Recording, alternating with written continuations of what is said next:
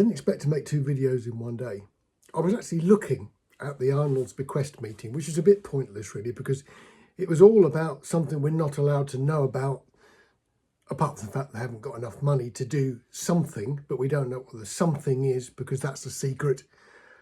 And I did smile because, of course, it started with the usual preamble about people not being able to speak more than once. Well, Andy blew that rule completely out of the water because he managed to do 3 on the same agenda item.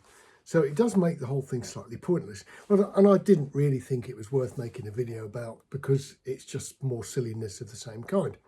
But then my phone started beeping and it was people saying, "Are you watching the full council meeting?" And I wasn't. I was going to leave that till tomorrow. Couldn't really stand 2 in one day. But I went across and had a look. There was no full council meeting. What we got was this caption. So there is no meeting. Well, there sort of is. It came back on after about 35 minutes, just in time to get to the last item before it went into secret squirrel mode again. It's great, this, isn't it? Basically, you hear the acting town clerk, Sarah, sort of whispering in the mayor's ear that perhaps she'd like to say something about the fact that there were no visuals. Now, I'm assuming that what they mean, there was no video and there was no audio. So no picture, no sound. And when it came back, we had picture and sound. But they've managed to make a recording, but not a recording. See if you can work this out. You could just say that we made a recording of the meeting that will be available. Okay, so because we've had technical difficulties today and there's no live visuals, a recording of this meeting will be made available afterwards, which will have the visuals, right? No, it won't have the visuals either. Maybe. Oh, okay. We're not sure. It might not. We'll have everything discussed so there could be no questions of transparency. Yeah, okay. The legal bit's gone. I can't see it. Right, do you want to finish the live stream first? Yeah, but that's the bit. The admissions to meetings. The Admissions to Meetings Act is not there.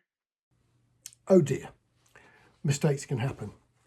We just have to give them the benefit of the doubt. Oh dear, we didn't get a proper recording. So we're going to have an audio recording. Okay. Will it be untampered with in the spirit of openness?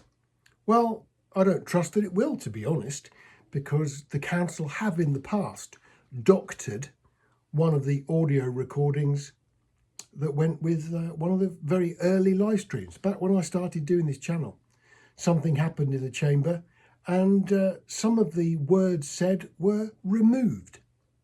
Now, they've done it in the past. How do we trust them that they're not going to do it again? I actually thought that maybe there was, my hypothetical red button that the chair of a meeting gets to push to cancel the live stream. I wondered if it actually existed. And maybe somebody accidentally pressed the button and killed the live stream. But I think it's probably more likely just a common garden technical error and someone pressed the wrong button maybe.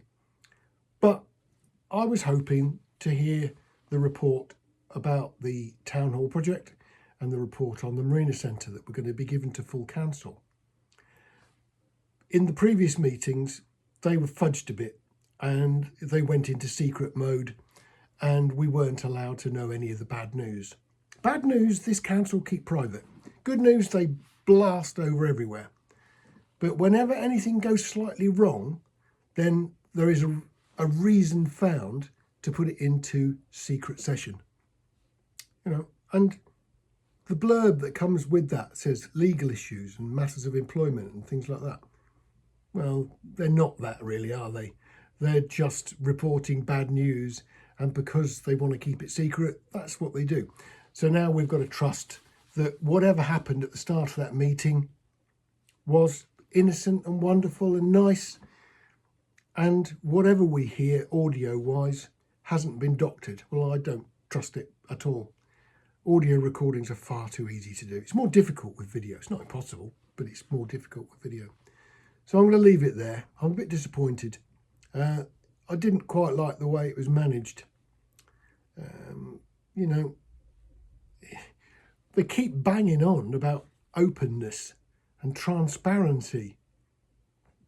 And then they mess up and make the public, as in me and probably others, like the people who sent me messages and telephone calls telling me that something horrible had happened in the meeting and I should be watching. You know, there's a lot of people watch these meetings, and you know, I'm very thankful that they actually sent me messages and things telling me to watch, because I wouldn't have noticed till tomorrow, and it probably would have been too late by then. So this was a shambles. You know, we've had things today where we've had speakers who can't be heard. We've had people phoning in doing, I mean, they're now using Teams.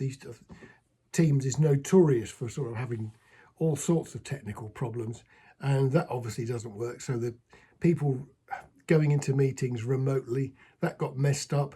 Now we've got the live stream messed up. Wow, it's a shambles.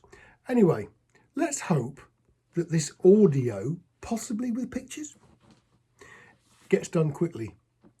We can't look at the minutes of the meeting, even though they take ages to do. There's no point looking at those, because the minutes of the meeting never reflect what the live stream shows, ever. The minutes of the meeting are always sanitised. That's just how they are, and probably rightly so. The minutes of the meeting are not a true and accurate record of everything that was said. They're a true and accurate record of what's in the minutes. Oh well, I'll have to see you on the next video again, I guess. You look after yourselves. It's hard sometimes, isn't it? Take care.